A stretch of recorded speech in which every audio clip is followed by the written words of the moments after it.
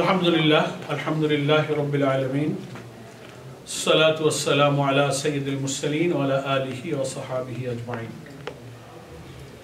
আমরা বরাবরই দেশ ও জাতির উদ্দেশ্যে আগামী জাতীয় নির্বাচনের সম্ভাবনা সম্পর্কে আগেই আমাদের মন্তব্য আমাদের প্রিয় আমির জামাত ডক্টর শফিকুর রহমানও বলেছেন, আমরাও নেতৃবৃন্দ বলেছি।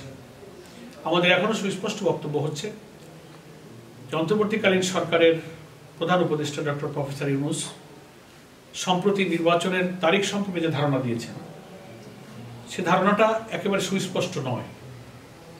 এই জন্য আমরা দাবি করেছি যে এই ঘোষণাটা সুনির্দিষ্ট হওয়া দরকার, সুস্পষ্ট হওয়া দরকার। প্রোভাইডেড ইলেকশনটাকে ফ্রি, ফেয়ার, ক্রেডিবল করার জন্য কিছু সংস্কার কাজ প্রয়োজন। সেই সংস্কার বলতে আমরা গোটা রাষ্ট্র, গোটা অর্গানের সংস্কার বোঝাইনি।